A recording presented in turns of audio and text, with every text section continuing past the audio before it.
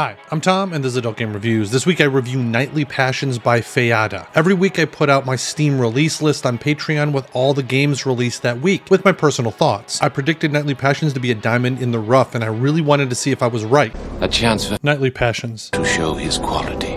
So many VNs are in perpetual development that when you find one that truly stands out, it reinvigorates my love for these types of games, so I was really hoping that would be Nightly Passions. Was I right? Let's find out. So before I get into the review, please like the video if you like it and subscribe if you aren't. I will be doing a Steam giveaway later in May for hitting 25,000 subs. I want to say thank you to all of my subscribers on YouTube, Patreon, Subscribestar, anyone who's watched my vids, commented, or donated. I hope you all have found some games you have loved. Thank you all very much. Okay, on to Nightly Passions. I've never heard of Nightly Passions until I saw it released on Steam, but the more I looked into it, it seemed like it had potential. This game could really vary in how long it takes you, and you'll understand why in a bit. There are two modes, the adventure mode and the tactical mode. I played the tactical mode, which means you have more difficult fights and is more grindy than the adventure mode, so how you play is up to you. There's even a cheat menu for anyone not wanting to grind as much, which I actually used towards the end. Every time I thought I was almost done, there was more content, which is not a bad thing. So in Nightly Passions, you play a hunter who is on a mission to find his sister. It takes him to a small town only known as the Poor District, which is on the outskirts of a larger town, where he meets the locals and tries to earn money and grow his skills and get better gear. There are 47 quests from my count. This is truly a sandbox point-and-click adventure. I ended up finishing something like quest 19 before I even did many of the early quests. You can do that? I can do whatever I want.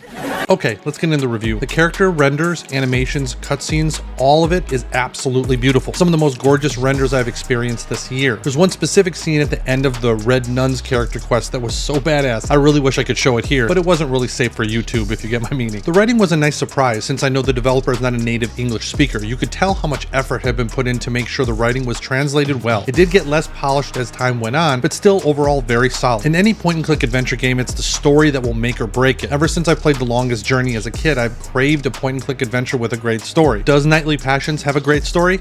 Yes. And no. Due to the sandbox nature of the game, it really does feel like each story is its own kind of separate storyline. All the girls, the tavern keeper, the witch all have unique stories. The redheaded nun's story was a slow burn and it dragged, but how it ended was truly fantastic. Each quest and story kind of varied. The witch's storyline was less in depth, but entertaining. The elf's was so interesting that I finished that one before all the others. I mean, because it's an elf. However, some quests were purely meant to set the tone or atmosphere of the area, kind of like the peasant woman's story. There's a lot of lore and world history in the area to actually explore. This is especially true when researching the different mythical creatures to kill. I like the lore, but it wasn't always necessary to pay attention to every detail. One thing I have to talk about is mechanics, and don't click off. It happens every time I say this, but I've never played a game with so many different types of minigames. Everything from quick time events, which were always my favorite, to picture scrambles, to pick up sticks kind of games, to dungeon crawls and a Frogger type of game, and even more. It's also up to you if you want to skip them or finish them. I 100% hate picture scrambles, so when I inevitably failed that quest, it asked me if I wanted to continue and try again. I definitely did not try again. You also have skill points in that allow you to upgrade your fighting stats, which you earn from finishing quests. You also get gold, which you can use to buy gear, craft gear, and make potions. So there are some RPG aspects. I didn't really need to buy or craft gear because you get a lot of gear just from completing the main story, but buying or crafting gear can speed things up, which helps with the grind. As far as mechanics go, I have to give Nightly Passions credit for keeping things interesting and not using the same old puzzles over and over again. Whether you like them or not, it's up to you, but for me, it was a nice change of pace. Now,